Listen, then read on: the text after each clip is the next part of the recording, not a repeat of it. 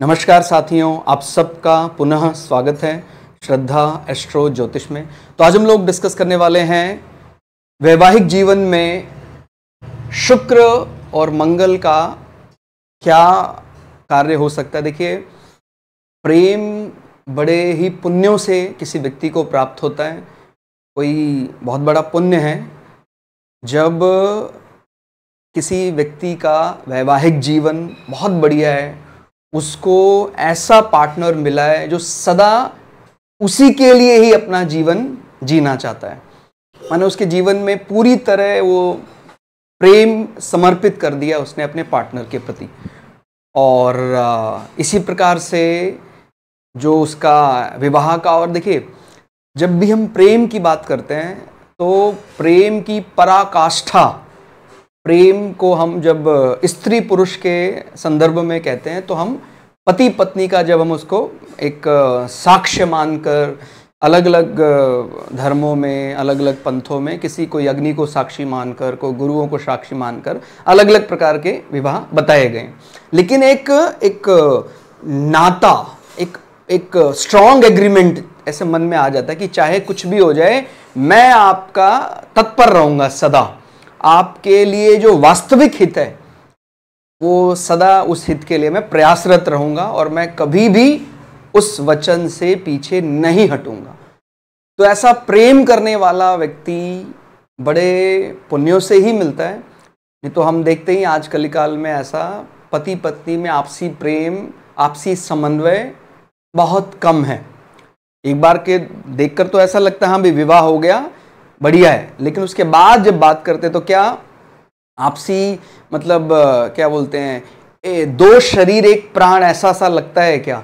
अगर लगता है कि बिल्कुल हमने अग्नि को साक्षी मानकर या अपने गुरुओं को साक्षी मानकर, किसी ग्रंथ को साक्षी मानकर हमने यदि कोई फेरे लिए तो फिर वो पूरी तरह हम समर्पित रहेंगे, अपने वचन से हम फिरेंगे नहीं, हम सदा उन वचनों का पालन करते रहेंगे।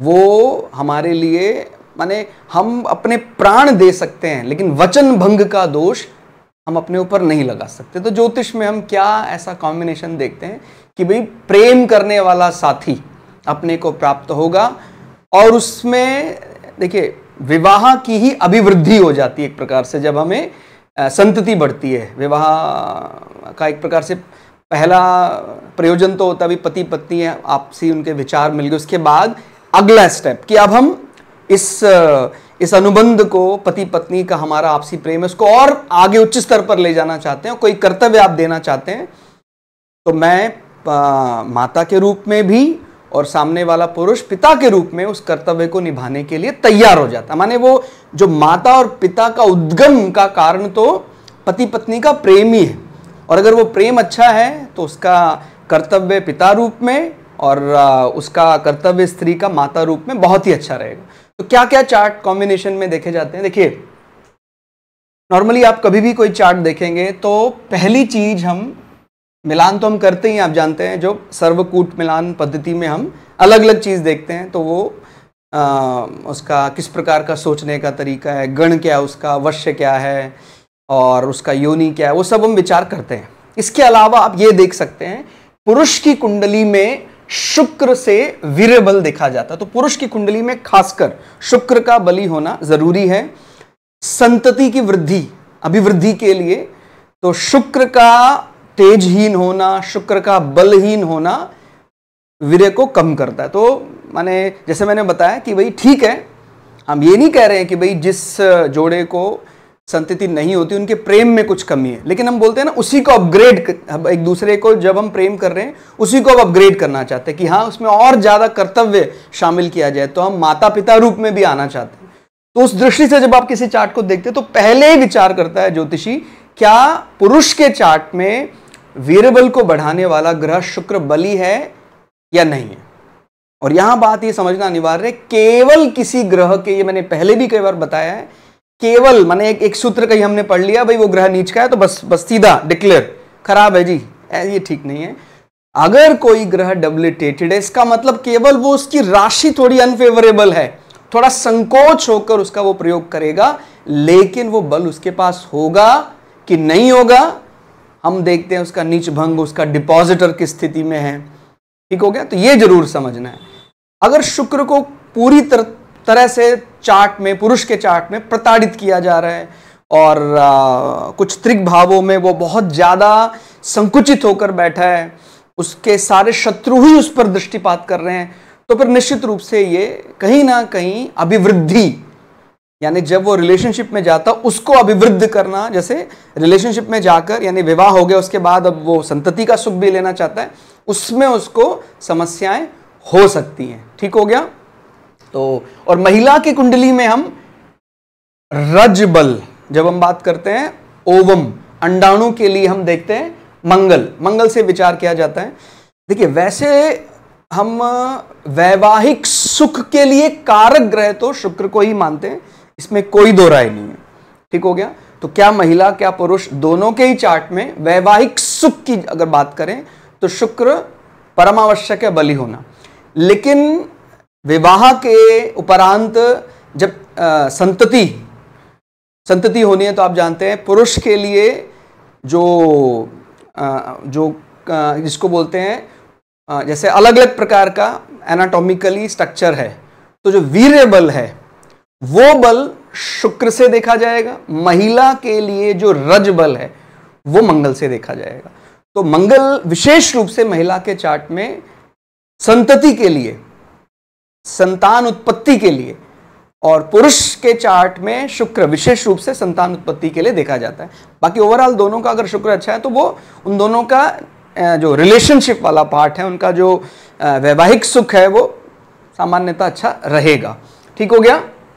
और उस पर भी मैंने बताया है कि कोई भी चीज पर अंकुश लगाने वाला जरूर होना चाहिए। भाई अब हम भूल ना जाएं, जैसे आपने पढ़ा होगा ग्रंथों में, सुना होगा कथाओं में कि कई दफा प्रेम में आदमी इतना ज्यादा बह जाता है। प्रेम करना अच्छी बात है बहुत बढ़िया तरह से, लेकिन हम प्रेम में हम कोड ऑफ कंडक्ट तो नहीं भूल जाएंगे ना कि भाई ये अभी कौन सामने खड़ा है, ये तो मेरे गुरु हैं, ये मेरे पिता हैं, ये मेरी माता हैं, ये मेरा शिक्षक है, इनके सामने भी अगर इसी प्रकार का व्यवहार कोई संगनी के साथ करता है तो फिर वो आपने पढ़ा होगा।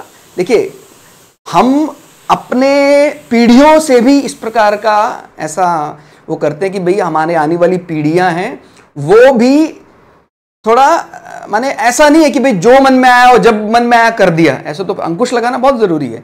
अदरवाइज आप बायोलॉजी पढ़ेंगे तो ये हार्मोनिक जो कंट्रोल है ये आदमी बह जाएगा, उसमें फिर बहुत बड़ा अर्थ का अनर्थ हो जाएगा। इसलिए जो लोग कहते हैं कि नहीं सर प्रेम है तो सबके सामने भी किया जा सकता है, ऐसा ठीक है आपको लग सकता है, लेकिन वो एक ऐसे व्यक्ति को गलत शिक्षा ना दे दे जो अभी एलिजिबल नहीं है, अभी वो पात्र नहीं है, अभी विवाह के लिए जो उसको जानता नहीं है उसको अभी एक गलत मैसेज ना दे दे। इसलिए हमें उसको भारतीय सभ्यता में शुरू से ही विवाह को थोड़ा गुप्त रखकर आगे बढ़ाया जाता है धीरे धीरे, और वो देखते हैं कौन पात्र है कौन अभी पात्र है, उसके बारे उसके सामने इस प्रकार खुलकर विचार किया जाए कि नहीं किया जाए।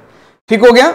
अभी कोई बालक है वो अभी अपने ऐसे अजामिल की कथा पढ़ी होगी और किस प्रकार से वो एक बहुत बढ़िया कर्मकांड और बड़े प्रकांड विद्वान अजामिल, और ऐसा कोई दृश्य उन्होंने देख लिया जो नहीं देखना चाहिए था उस उम्र के बालक को, उन्होंने देख लिया, उसके बाद उनका जीवन एकदम पलट गया, माने वो ऋणात्मक दृष्टि से पलट गया। तो फिर आप समझ सकते हैं जीवन में की गई बाल्यकाल की साधना भी व्यर्थ हो सकती है, इसीलिए थोड़ा गुप्तता तो रखनी चाहिए। और ये बखूबी हम लोगों ने भी विज्ञान में पढ़ा है कि किस प्रकार से जब हार्मोन बढ़ता है तो व्यक्ति का अपने मन मस्तिष्क पर काबू करना कठिन हो जाता है, इसीलिए हम उसको व्रत करना सिखाते हैं, तप करना सिखाते हैं। तो जो लोग कहते हैं कि नहीं व्रत और तप का कोई मोल नहीं है, उसका माने उनका विज्ञान सब्जेक्ट या साइंस सब्जेक्ट कमजोर रहा है, इसका सीधा अर्थ यही हो सकता है। ठीक हो गया। तो इसीलिए ये तो निश्चित रूप से हम उसको थोड़ा गुप्तता से आगे बढ़ते ही हैं। ठीक हो गया। और तो जब हम वैवाहिक संबंधों की बात करेंगे तो शुक्र का चरमपंथी होने से बचते हैं, ये मैंने कई दफा आपको बताया है। जब शुक्र चरमपंथी है तो उस पर कोई ना कोई अंकुश, यानी बृहस्पति या तो उसको देखे, बृहस्पति चार्ट में ओवरऑल बली है, तो फिर व्यक्ति अपने जो उसके गुरु हैं, उसके पिता भी प्रथम गुरु होता है, इस प्रकार के वो प्रेम का या पति पत्नी के साथ जो अंतरंग संबंध है उसका प्रदर्शन करने से बचता है। ऐसा हमने पढ़ा होगा कि भाई ऐसा गलत सीमा के बाहर चला गया तो उसको दंड का भागी बनना पड़ा। तो इसीलिए वो एक बहुत बड़ा हमारे लिए एक शिक्षाप्रद, पुराणों की या उपनिषदों की हमने कथाएं पढ़ी हैं, हमारे लिए बहुत बड़ी शिक्षा उसमें छुपी है कि किस प्रकार से कहा देवलोक के वासी। भाई जब हम एलियन में मानते हैं तो हम बिल्कुल मानते हैं कि ऐसे और भी कई लोग हैं जहां हमसे कुछ उच्च श्रेणी के भी और कुछ निम्न श्रेणी के भी जीव रहते हैं। अब उन्होंने एक नाम अलग दे दिया एलियन, तो इसका ऐसा नहीं कि भाई हमारा डिक्शनरी में वो एलियन वर्ड नहीं है तो उसका मतलब सब कुछ उन्हीं को पता है। हमने भी वो शब्द उसके बारे पढ़ा है कि दूसरे लोकों के वासी रहते हैं जो पृथ्वी लोक के वासियों से उच्च श्रेणी के भी हो सकते हैं और वो निम्न श्रेणी के भी हो सकते हैं। ठीक हो गया? तो ये बात हमें ध्यान रखनी कि वो किस प्रकार से इतने अच्छे लोक में रहकर वो कोड ऑफ कंडक्ट का पालन नहीं किया तो किस प्रकार से वो अधम योनि में चले गए। इसलिए ये बड़ा गंभीर होकर बढ़ना चाहिए। प्रेम करना है लेकिन सीमा का उल्लंघन तो कभी भी नहीं किया जा सकता है। ज्ञान में भी मतलब कोई ये कहता है कि नहीं सर पढ़ना अच्छा होता है, तो क्या 24 घंटे, जैसे कई बार कुछ आजकल ऐड चली है कि भाई हम बच्चों को 18-18 घंटे पढ़ाएंगे। ये तो एक प्रकार से भाई जीवन में और भी कई चीजें, हमारा शरीर की वृद्धि करनी है, उसको भी बढ़ाना है, उसका भी पोषण करना है, तो एक प्रकार से शिक्षा का ही अपमान हो जाता है। इसीलिए जीवन को किस प्रकार जिया जाए, शिक्षा का समय सीमा निर्धारित की गई। भाई आप दिन में यदि शिक्षा में 8 घंटे लगा रहे हैं, 6 घंटे लगा रहे हैं, बहुत बढ़िया है। अभी आप 6 से 18 करेंगे तो फिर समस्या उत्पन्न हो जाएगी। ठीक हो गया? तो कोई अच्छी चीज भी यदि हम अधिक उसका, जैसे प्रेम शब्द तो बहुत बहुत पवित्र शब्द है, लेकिन अगर हम इसका चरमपंथी बन जाएंगे, इसमें एक्सट्रीमिस्ट बन जाएंगे, तो ये भी दुख का कारण बन सकता है। ठीक हो गया? तो पहले हमने शुक्र के जरिए और मंगल के जरिए महिला चार्ट में विशेष रूप से क्या देखना है, रजबल, और पुरुष चार्ट में वीर्यबल। फिर एक बड़ी अच्छी बात, वर वधु कुंडली में, अब आपने कुंडलियां रखी सामने, मंगल का और शुक्र का एक ही राशि में होना।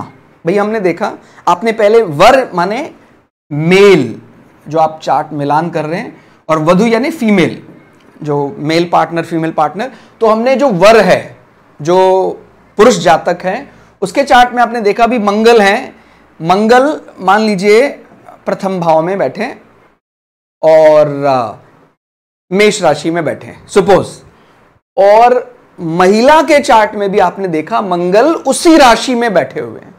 तो काफी हद तक वो उस बल का प्रयोग जो पुरुष कर रहा है, महिला भी, मंगल यानी पराक्रम, एक लाइन में समझना, मंगल यानी क्या, कमांडर इन चीफ, पराक्रम को बखूबी इस्तेमाल करना जानता है। तो हमारा स्पाउस भी, यानी वर के चार्ट में यदि मंगल मेष राशि का है और वधु के चार्ट में भी मंगल मेष राशि का है, उसको वो टैकल करना जानता है। जैसे हम बोलते हैं ना भाई, सामान्यतः ये एक योग है, ये दोष शब्द नहीं है, ये दोष को तो आप हटा दीजिए, मांगलिक एक योग है जो हमारे गलतफहमी के कारण दोष बोलने लगे। मांगलिक योग का मतलब है हमारे बेडरूम में, हमारे एक्सटर्नल ऑर्गन सेटिस्फैक्शन हाउस में मंगल जैसे पराक्रमी ग्रह का प्रभाव, वो मांगलिक योग है। ठीक हो गया? बेडरूम में तो सामान्यतः हम शुक्र के प्रभाव को समझते हैं। भाई शुक्र उसका अच्छा जानकार है कि किस प्रकार से रिलेशनशिप में रहना है। अब मंगल पराक्रमी है, और जैसे बताया देश काल पात्र अनुसार हमारे रिलेशनशिप में ऊर्जा का एक जो तरीका है उसको उपयोग करने का, वो बदलता रहता है। कभी व्यक्ति उसको संकुचित होकर उपयोग करना चाहता था, और हो सकता है कलिकाल में वो उसको एक्सपोज करना चाहता हो, और वो एक जिस प्रकार से निर्भीक होकर वो अपने संबंधों में बढ़ना चाहता हो, वो एकदम उस बल का प्रयोग, उस पराक्रम बल का प्रयोग वो अपने प्रेम को बढ़ाने के लिए करना चाहता हो, तो वो केवल इतना ही है। अभी क्या सामने वाला जो माने जो मैचिंग के लिए चार्ट आया है, क्या सामने वाले के चार्ट में भी किस प्रकार का ही मंगल का हमारे एक्सटर्नल ऑर्गन हाउस या हमारे bedroom house, 7th house internal organs, 8th house external organ satisfaction, तो इस प्रकार के हाउस में क्या मंगल का प्रभाव आ रहा है कि नहीं आ रहा? अगर आ रहा है तो दोनों की विचार शैली प्रेम संबंधों में असीमित ऊर्जा को लेकर एक सी है। फिर मैं आपको बता रहा हूं, हालांकि मंगल इसका विशेष जानकार नहीं है। मंगल किसका एक ही लाइन में कोई आपको पता भी, जैसे बोला रैंक, ऐसे तो सबको ही थोड़ा थोड़ा काम सब कुछ जानते हैं, लेकिन अगर हम बोलते हैं मंगल विशेष जानकार किसका है, मंगल विशेष जानकार है युद्ध का, लीड का, पराक्रम का। लेकिन अगर वो एक विशेष बल अपने संबंधों में अपने पार्टनर से एक्सपेक्ट कर रहा है, तो फिर मांगलिक वर और वधू दोनों हो जाते हैं, तो उनमें एक कभी ना भुलाने वाला प्रेम, वो ऊर्जा सदैव व्याप्त रहेगी। तो उल्टा ये तो मैं समझता हूं बल हो गया, ठीक हो गया कि भाई उसने अपने पराक्रम को कहां से एग्जीक्यूट करना स्वीकार किया, 7वें भाव से या 8वें भाव से, ठीक हो गया। और इसी प्रकार से हम शुक्र का, भाई वर चार्ट में यदि शुक्र, और ये अभी मैं पुराने विषय पर अभी नहीं जाऊंगा, नहीं तो बहुत लंबा वीडियो हो जाएगा, कि शुक्र सामान्यता दूसरे भाव में, चौथे भाव में अच्छे माने जाते हैं। अगर उनको कोई परेशान करने वाला 7 ग्रह नहीं बैठा है, बढ़िया रिजल्ट देते हैं। आप जानते हैं चौथा भाव हमारा भवन है, हमारा वाहन है, तो वाहन का तो नेचुरल कारक है शुक्र। भाई हम जिस घर में रह रहे हैं वहां लग्जरी होना है, वहीं चाहिए, वो विशेष रूप से तो वहीं होना चाहिए। भाई ऑफिस में हम जाते हैं तो वहां ऑफिस में तो एक थोड़ी सी तेजी, थोड़ा सा फास्ट होना चाहिए, पूरा बल दिखाकर कार्य करना चाहिए। लेकिन जब हम अपने भवन में जाते हैं तो भवन में एक निश्चिंतता, हालांकि चौथे भाव का सबसे बड़ा एक्सपर्ट आप जानते हैं, देखिए अगर हमें दैवीय उपासना करनी है भवन में बैठकर तो फिर बृहस्पति, और हमें एक मां जैसा कोई टेक केयरर हमारे घर में होना चाहिए तो फिर चंद्रमा, और वात्सल्य प्रेम हमारे भवन में भरा हुआ है। दोनों में अंतर है, चंद्रमा का प्रेम मां जैसा प्रेम, शुक्र का प्रेम पार्टनर हमारा स्पाउस के जैसा प्रेम, तो चौथे भाव में वो संबंध। तो हमने देखा अभी चौथा भाव ज़ोडिएक का बहुत चक्र कर्क राशि का शुक्र है, तो सामने वाले स्पाउस के चार्ट में भी शुक्र कर्क राशि का है, तो शुक्र वहीं से एग्जीक्यूट कर रहा है दोनों के चार्ट में, तो ये एक प्लस पॉइंट है। ये केवल आपसी प्रेम की दृष्टि से देखा जा रहा है। मतलब अगर हमें मैचिंग में, सर्वकूट मिलान में थोड़े कम अंक भी मिल जाते हैं, हालांकि 18 अंक तो होने ही चाहिए, और जैसे कई कहते हैं कि नहीं मैचिंग हो ना हो विवाह कर लेना चाहिए, भी हमने तो जिसके जरिए वो गुण मिलान पद्धति आई वहां यही सीखा है कि नहीं, जीवन में इसका असर तो पड़ता ही है। इसीलिए अगर ज्यादा नहीं मिल रहे हैं कोई बात नहीं, एटलीस्ट 50% गुण तो मिल ही जाए। हालांकि विवाह जैसे 16 हमारे टोटल माने 36 हमारे टोटल कैरेक्टरिस्टिक्स होते हैं, विवाह 16 में भी कई व्यक्ति कर लेते हैं, और 18 50% वाला क्राइटेरिया है। अगर 18 मिल जाते हैं तो मुझे लगता है मोर देन इनफ। हालांकि आजकल के यूनिवर्सिटी के जो क्राइटेरिया वहां तो आपको पता है 100% माने टोटल यदि मार्क्स 100 हैं, तो यदि कोई 33% मार्क्स भी ले आता है, 35 ले आता है, तो उसको पास मान लिया जाता है। लेकिन यहां पर मैचिंग में मुझे लगता है 50% यदि मिल जाता है तो ठीक है। उसके बाद के विषय और कई विषय ठीक हो गया। तो और जहां तक बात देखिए, जीवन में केवल ऐसा मत समझिए आप कि मैचिंग करके विवाह हुआ था फिर भी सेपरेशन हो गया, ये अलग विषय है।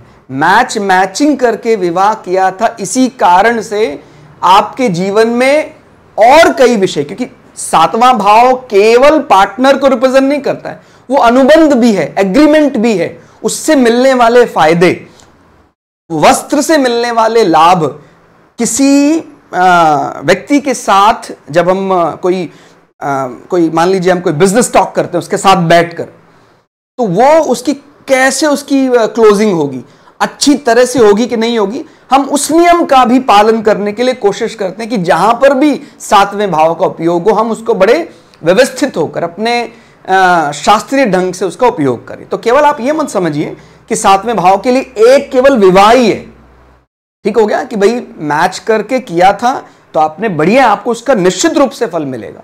मैच करके किया है तो कहीं ना कहीं सातवां भाव और भी अनुबंध भी तो है, तो आपके अनुबंध को बचाने का आपने जो प्रयास किया उसमें आप काफी हद तक, उल्टा मैं तो ये कहूंगा अगर सातवें भाव में कमी है तो निश्चित रूप से अच्छे से मिलान करके विवाह करना चाहिए। और अगर वो थोड़ा माने ज्यादा दोष आना था, थोड़ा दोष आकर भी जीवन संभल जाता है, माने विवाह के 2-3 वर्ष हमें थोड़ा लगा संकट है, उसके बाद भी ट्रैक पर गाड़ी आ जाती, तो ये बहुत बड़ा प्रताप है, ठीक हो गया। तो श्रद्धा पूरे विश्वास के साथ हमें आगे बढ़ना चाहिए। ये आप खुद समझ सकते हैं, जिस व्यक्ति का स्वभाव ही हर चीज को डिनाय करने का है, अरे नहीं मैं नहीं, तो ऐसे व्यक्ति को तो ईश्वर क्या सामान्य जन ही स्वीकार नहीं करते हैं। मतलब कहते उससे बात मत कीजिए, वो हर बात पे ना ही करेगा। इसलिए शास्त्रीय रीति से अपने बड़े बूढ़ों के आशीर्वाद के साथ आगे बढ़ना चाहिए। और जैसे मैंने बताया एक भाव के कई पर्यायवाची होते हैं। अब इसका मतलब पांचवा भाव किसी का कमजोर है, इसका मतलब ये नहीं कि वो केवल बात संतान पर ही जा रही है। पांचवें भाव बहुत क्षीण होने पर भी मैंने उनके संतानों का स्टेटस बहुत बली देखा है, लेकिन उनको हो सकता है दूसरा पर्यायवाची, उसका स्टमक अपसेट है, संतान दूर रह रही है, स्टेटस अच्छा है, ठीक हो गया। इसीलिए आप ये समझिए, लेकिन हम उससे विषय जो भी विषय संबंधित होंगे उसमें बहुत सतर्क होकर कार्य करेंगे, ठीक हो गया। तो पहली चीज तो हम ये देखते हैं भाई वर वधू के लिए शुक्र मंगल विचार करना है। फिर और आगे वर वधू की कुंडली में जहां मंगल है, जैसे वर की कुंडली में जहां मंगल है वहां शुक्र का, और जहां शुक्र है वहां मंगल का प्रभाव, यानी वर की कुंडली में मान लीजिए मंगल 7वें भाव में बैठा हुआ है, ठीक हो गया। जहां शुक्र का और जहां शुक्र का वहां मंगल का प्रभाव, तो अभी मंगल वर की कुंडली में यहां बैठा है और वधू की कुंडली में शुक्र यहां बैठा हुआ है।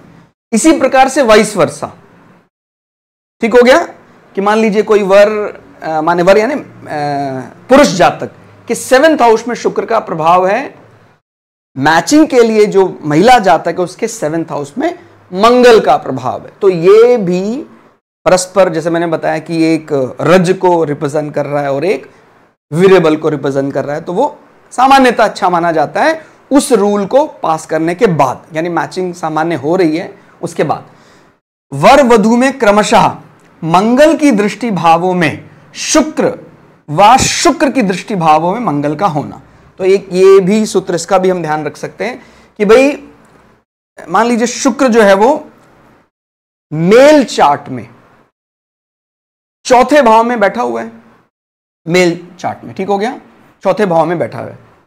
मंगल की दृष्टि भावों में शुक्र व शुक्र की दृष्टि भावों में मंगल का होना। अभी शुक्र दृष्टिपात कहां कर रहे हैं, आप जानते हैं शुक्र को एक ही दृष्टि प्राप्त है, 7वीं दृष्टि, हालांकि पूर्ण दृष्टि की मैं बात बता रहा हूं। और यदि हम 50% की बात करें, 75% दृष्टियों की बात करें, वो अलग है। पूर्ण दृष्टि वो अपने से 7वें देखते हैं।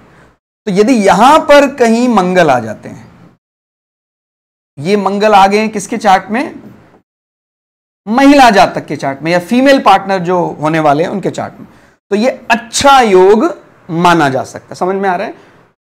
वर पक्ष 4था शुक्र, महिला चार्ट में आपने देखा 10वां मंगल अच्छा माना जाएगा। एक प्रकार से पूरक, एक वीर्य बल को रिप्रेजेंट कर रहा है, एक रज बल को रिप्रेजेंट कर रहा है। अगर ऐसा हमें नहीं मिला अभी तक चार्ट में, मतलब ये वाइस वर्सा ट्रू है, फिर मतलब आपने शुक्र के अलावा देखा यहां मंगल बैठा है क्या, तो मंगल दृष्टिपात कहां कर रहा है, वहां शुक्र का प्रभाव, मंगल आप जानते हो उसको अतिरिक्त दृष्टियां भी हैं, पूर्ण अतिरिक्त दृष्टियां। चौथी दृष्टि भी मंगल की पूर्ण दृष्टि मानी जाती है और आठवीं दृष्टि भी मंगल की पूर्ण दृष्टि मानी जाती है। ठीक है, तो और इसके बाद इन दृष्टियों का नवमांश D9 कुंडली में भी विचार करना। अगर हमने, जैसे मैंने कई बार बताया, हमारा मुख्य जीवन, हर चार्ट को, हर कुंडली को बल मिलता है D1 लग्न चार्ट से। लेकिन हम अगर देख ही विवाह रहे हैं, हम इसको भाग्य चार्ट भी माना जाता है D9 चार्ट को, तो विवाह के लिए D9 चार्ट प्रमुख चार्ट है। यदि D9 चार्ट में भी आपको उन्हीं राशियों, माने ये जो पॉइंट्स हैं, ये पॉइंट्स D9 भी अगर उसको वैलिडेट कर देता है तो मैचिंग के हिसाब से बहुत बढ़िया संबंध माना जा सकता है, दोनों में आपसी प्रेम बना रहेगा। ठीक हो गया। तो संतान उत्पत्ति के लिए भी और पति पत्नी के आपसी प्रेम के लिए भी, जैसे हम बोल देते हैं कि भाई ये व्यक्ति को शुक्र और मंगल का मिलन व्यक्ति को सामान्यतः कामुक बनाता है। ठीक हो गया। अब इसमें कोई, माने ऐसे ये शब्द का प्रयोग सामान्यतः समाज में बुरा ऐसा लगता है प्रथम दृष्टा, लेकिन कामुक शब्द अगर पति पत्नी के प्रति जो धर्म में, जैसे मैंने बोला गुरु की आज्ञा में रहकर, धर्म में रहकर पति पत्नी धर्म का पालन करते हैं, तो उनके आपसी प्रेम में कामुकता कोई बुरी चीज नहीं मानी जाएगी। ठीक हो गया भाई। जैसे हम पढ़ते ही हैं, हर ड्रग्स का इस्तेमाल पॉजिटिव और नेगेटिव। अब जैसे हम मॉर्फिन ड्रग जैसे ड्रग्स का इस्तेमाल भी माने अगर कोई बहुत जूझ रहा है, डिफेंस में भी इसका इस्तेमाल किया जाता है। कोई प्राण संकट, उसको एनेस्थीसिया के लिए, उसको अलग अलग प्रकार के लिए किया जाता है। अगर उसका कोई आनंद के लिए उपयोग करने लग जाएगा तो बहुत बड़ा ये तो पाप का भागी बन जाएगा। इसी प्रकार से अगर संतान उत्पत्ति के लिए व्यक्ति आगे बढ़ता है और गुरुओं का आशीर्वाद लेकर, यानी व्रत करने के बाद फिर वो पति पत्नी में अगाध प्रेम है, तो कामुकता शब्द वहां कोई बुरा नहीं माना जा सकता। ठीक हो गया। अब दिक्कत क्या होती है, हमने ग्रंथ पढ़ने का समय नहीं हमारे पास, हम देखिए समय नहीं है, ऐसा बुरा व्यक्ति उसको नहीं माना जाएगा। बुरा व्यक्ति वो है जिसने पढ़ा नहीं है, उसके बावजूद भी वो डिनाई, तुरंत पढ़ा नहीं है उसने, कुछ भी पढ़ा नहीं है, वो अपने मन में ही उसको कहता नहीं जो मेरा दिल में आता है वो मैं करता हूं, उससे समस्या पैदा होती है। इसीलिए आप जब कुछ ऐसे शब्द सुनते हैं कि भाई ग्रंथों में हमें कई प्रकार के ऐसे देवता भी मिले, जैसे काम देवता की उपासना करते हैं और रति देवी, रति सुख की बात करते हैं, तो वो बड़े इज्जत के साथ प्रेम के देवताओं का आवाहन करना, तो ये तो केवल भारतीय संस्कृति में हो सकता है। अब जिसको पता नहीं वो क्या बोलेगा कि अरे ये ऐसे इसको इन्होंने ये रूप दे दिया। अब उसने कभी उसका ना तो उपयोग किया, ना उसने व्रत किया, ना उसके जीवन में कोई नियम है। ठीक हो गया। तो इसीलिए मुझे कई बार डर लगता है बुद्ध के ज्ञान से। अगर बुद्ध का केवल ज्ञान है और बृहस्पति की छाप उस ज्ञान में नहीं है, वो तर्क तो बड़ा करेगा, वाणी तो वैसा बोलेगा, पता नहीं वो केवल प्रूफ करने में ही लगा रहता है। ये प्रूफ कर दूं, ये प्रूफ कर दूं। अरे कहता भैया प्रूफ तो तू कर देगा, वाणी बल है तेरे पास, लेकिन कई दफा प्रूफ करने के बाद भी वो एक्चुअल में नहीं होता है। ये आप जानते हैं बखूबी, कई दफा ऐसा हुआ है, न्यायाधीशों के सामने भी ऐसा हुआ है कि गलत चीज को कोई साक्ष्य प्रमाण ना मिलने के कारण प्रूफ कर दिया गया। इसका क्या मतलब है, वो सत्य हो जाएगा क्या, सत्य समान हो जाएगा क्या? ऐसा नहीं है। प्रूफ करने में और रियलिटी में बहुत फर्क होता है। तो ये इसीलिए मुझे कई दफा बुद्ध का बहुत सम्मान करते हैं, लेकिन कई दफा वो केवल बुद्धि, बौद्धिक विकास, कैलकुलेशन में ही लगा रहता है। उसको बोले विजडम, ज्ञान, मूल्यबोध, नैतिक शिक्षा, कहता छोड़ो ना उसको, प्रूफ कर दिया हो गया। उसको लगता है बस ये सिक्का जो यहां चला दिया मैंने खोटा, वो वहां भी चलता है, वो वहां इनवैलिड है। जो भ्रष्टाचार या जो अधर्म का सिक्का चलाकर हम यहां कई दफा जयी हो जाते हैं या जीत लेते हैं, वो भ्रष्टाचार का सिक्का, वो अधर्म का सिक्का नहीं चलता है वहां पर। तो फिर तो हम नुकसान में ही हैं। तो जो अपना सच्चा हित चाहता है वो बुद्ध का भी बल लेगा और वो पक्का इंश्योर करेगा कि उस बुद्ध के बल में बृहस्पति आया है कि नहीं आया है। ये तो ज्ञानी तो बहुत ज्यादा, राक्षसी भी विद्या बहुत ज्ञानी होती है। जब बोलते हैं ना भाई ये देव ये दानव, ठीक हो गया, तो या ये सूर्य असुर, तो असुरों में भी बुद्ध का बल पर्याप्त है, लेकिन उनको बस यही एक दिक्कत है कि उनको बृहस्पति का बल, वो विजडम वाला बल उनके पास नहीं है। तो ये सूत्र आप लगाकर देखिएगा। और ज्योतिष एक बहुत बड़ा दर्शन है, दर्शन शास्त्र का विषय है, इसीलिए हम इन सब चीजों पर निरंतर चर्चा करते रहते हैं। केवल वो 10 सूत्र बता दो जी उसके बाद हो जाएगा। हालांकि हमने आप लोगों के ही लिए कुछ शॉर्ट वीडियो बनाने का प्रयास किया था और आप ईश्वर की कृपा से, आप लोगों के प्रेम के कारण वो 1000 के ऊपर अभी हमने शॉर्ट वीडियो रिकॉर्ड कर लिए। लेकिन मैं आपको ये बात क्लियर कर रहा हूं, जो केवल शॉर्ट वीडियो देखकर ज्योतिष का मर्म जानना चाहता है, ये 9वें में ये है, 10वें में ये ऐसा हो जाएगा, ऐसा नहीं होता है। हमें एक होता है ग्रह, एक होता है उस ग्रह का देवता, ये संबंध समझना पड़ेगा। ठीक हो गया। फिजिकल बॉडी ग्रह की तो कहीं भी मूव कर रही है, उसका देवता कहां है। जैसे एक अग्नि देव, वो धीरे धीरे पढ़कर हम अंतर समझ जाएंगे। और वो लेकिन शॉर्ट वीडियो से वो अंतर नहीं आ सकता है। आप वो शॉर्ट वीडियो जरूर देखिए, लेकिन आधार आपको, जो मुख्य शिक्षा है वो आपको पहले समझना पड़ेगा, तब आप शॉर्ट वीडियो देखेंगे, आनंद आएगा आपको। क्योंकि आपके अंतर्मन में एकदम क्लियर है कि किस विषय पर बात चल रही है। कि अभी बुद्ध बोला, अभी बृहस्पति बोला, अभी अंतर समझ में आ रहा है। अभी बोला बुद्ध 4थे में है, बृहस्पति 10वें में है, ये हो जाएगा। बस वो उसको क्रैम करना शुरू कर देता है, रटना शुरू कर देता है।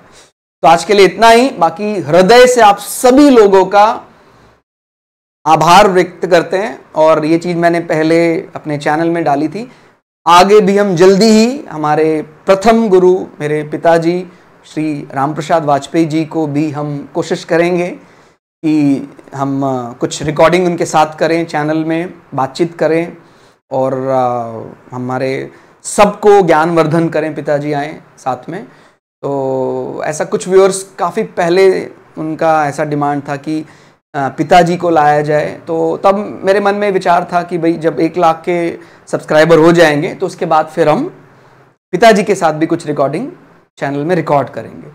तो जल्दी ही हम पिताजी की कुछ साथ रिकॉर्डिंग कि ज्योतिषी के क्या लक्षण हैं, ज्योतिषी के सामने जो प्रश्न करता है उसके क्या लक्षण हैं, इसके बारे हम आगे कुछ वीडियो रखेंगे। आज के लिए इतना ही, मिलते हैं अगली वीडियो में। तब तक के लिए जय श्री भगु पराशरा, जय श्री शुक्राचार्य, नमस्कार।